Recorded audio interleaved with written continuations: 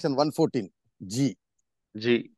ఆ ఎవిడెన్స్ ఇప్పుడు ఉన్న ఆధారాల ప్రకారము మిగతా ఎవిడెన్స్లన్నీ చూసినప్పుడు కవిత గారికి ఇందులో పాత్ర ఉంది అని తెలిసి కోర్టు ఏం చేస్తారంటే ఈ ఫోన్ లో ఉన్న డేటా దానికి సంబంధించింది. ఫర్ ఎగ్జాంపుల్ ఇప్పుడు సమీర్ మహేంద్రు ఫేస్ టైం చేశాడు అనుకోండి, బుచ్చిబాబు గారు వాట్సాప్ చేశాడు అనుకోండి, అది డిలీట్ చేసింది అనుకోండి, వారు లింక్ చేయడం వాట్సాప్ పలానా డేట్ వెళ్ళింది, పలానా డేటా ఆవిడకి రిసీవ్ అయింది, అది బుచ్చిబాబు గారు ఫోన్ నుంచో లేకపోతే ఆ వాట్సాప్ నుంచో తెప్పించుకున్నారు అనుకున్నాను, ఈడీ వారు కానీ సిబిఐ కానీ.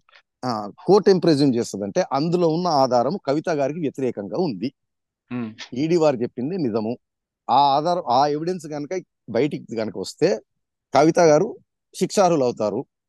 కానీ కవిత గారు దాన్ని తేవట్లేదు అనుకోండి, 114G కింద అదొక ప్రిజంప్షన్.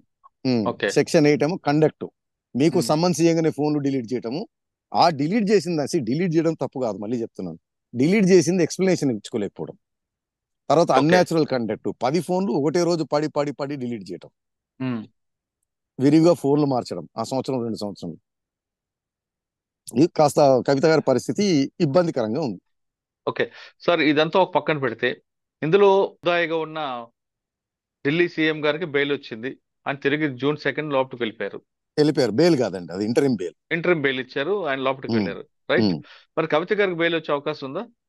నేను చెప్పేదండి, ఫస్ట్ నేరంలో ప్రైమా ఫేసి ఇన్వాల్వ్మెంట్ బెయిల్, తర్వాత బెయిల్ కండిషన్స్, ఏది పారిపోము, కోఆపరేట్ చేస్తాము, సాక్షులను మేము ప్రభావితం చేయము, సాక్ష్యాలను తారుమారు చేయం. అవునండి, కవిత గారు కూడా వెళ్ళరు కదా, ఆమె కూడా పాస్పోర్ట్ హ్యాండ్ అవుట్ చేయడానికి సిద్ధంగా ఉన్నారు కదండి. ప్రాబ్లం అది కాదండి, టెలిఫోన్ డిలీట్ చేశారు, సాక్ష్యాలు తారుమారు. రామచంద్ర పిల్లే ఈవిడొచ్చి ఒక రోజు ముందు రిట్రాక్ట్ చేసుకున్నాడు, పర్టికులర్ గా కవిత గారి పైన ఇచ్చిన స్టేట్మెంట్లే రిట్రాక్ట్ చేసుకున్నారు, వేరే కాదు. 2 3 బుచ్చిబాబు గారిని ఎవరు అప్రోచ్ అయ్యారు రిట్రాక్ట్ చేసుకొని. సో సాక్ష్యాలను తారుమారు చేయటము, సాక్షులని ప్రభావితం చేయటము, 2 ఫిక్స్ అయిపోయినాయి. ఆవిడ గారి కండక్ట్ కోఆపరేట్ చేయట్లేదు, ఏ ప్రశ్న అడిగినా నాకు తెలియదు, గుర్తులేదు అంటే. నేను అనేది కంప్లీట్ గా తెలియని పడితే మీ రైట్ టు సైలెన్స్ అండి, కాదనట్లేదు.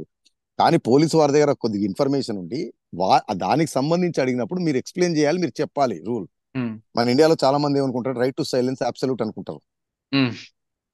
అబ్సల్యూట్ కాదు.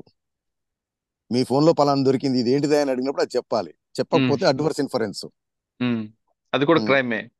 సో అందుకే ఏం చేస్తారంటే, మీరు చెప్పిన 2 రీజన్స్ కాకుండా గతంలో కవిత గారి బెయిల్ పిటిషన్ లో కవిత గారి హిస్టరీ రాశారు, వాళ్ళ ఫాదరు, ఆమె, ఇది కూడా ఏమైనా కోర్టుకి ఇబ్బంది అవుద్దా? కోర్టు ఏమైనా పరిగణన తీసుకుంటుందా? అంటే నేను చెప్పాను కదండి, ఎకనామిక్ అఫెన్సెస్ కేసులు, మామూలు కేసుల్లో వీరు చాలా బలవంతులు అనుకుంటే సాక్షిని ప్రభావితం చేస్తారనేది, అంటే సాక్షుల్ని ప్రభావితం చేయకుండానే జరగకుండానే జనరల్ కేసులలో కూడా ఆయన ఎమ్మెల్యే, ఆయన మంత్రి, ఆయన బయటకు వస్తే, లేకపోతే ఆయన పెద్ద ప్రముఖ రౌడీ షీటరు, ఆయన పెద్ద వస్తాదు, ఆయన పెద్ద పైల్వాను, ఆయన బయటకు వస్తే సాక్షులు ప్రభావితం అవుతారు, భయపడతారు అన్నప్పుడు బెయిల్ ఇవ్వరు.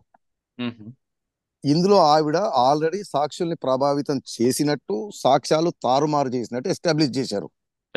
ఇక మీరు చెప్పింది 3వది సరే. ఇప్పుడు నేను చెప్పాను, ఈసారి బెయిల్ వేసినప్పుడు పదవులు పోయాయి, అధికారం పోయింది, అదేమంటారు మన బలగం సినిమాలో బాలి బాలి పాట ఉంటది, పాడెత్తుకొని పోతుంటే ఏదో పాట ఉంటది బాలి బాలి అని, ఆ పాట ఏదైనా రాస్తూ దీనికి ఏదైనా ఎక్స్ప్లెనేషన్ ఇస్తూ వేయగలిగితే అవకాశం. లేదా ఏంటంటే ఎన్నో ఏళ్ళైన తర్వాత ఈడీకి ఇంట్రెస్ట్ పోయి, సిబిఐకి ఇంట్రెస్ట్ పోయి, కాలదోషం బట్టి బెయిల్ మీద రావడం డీలే అవుతుంటే, ఇంత తప్పిస్తే ఆప్షన్ లేదు. అంటే బెయిల్ పిటిషన్ వేయమంటారు, వద్దంటారా మీరు? ఇప్పుడు వేస్తే లాభం లేదండి. అంటే ఎన్నిసార్లు వేసినా అదే మెడకు చుట్టుకుంటా ఉంటది. నువ్వు ఫోన్లు డిలీట్ చేసావు, నువ్వు బుచ్చిబాబుని అప్రోచ్ అయ్యావు, రామచంద్ర పిల్లే ఎందుకో ప్రభావితం అయ్యాడు, దేనివల్ల తెలియదు కానీ ఆ ప్రాబ్లం ఉంటది. ఓకే.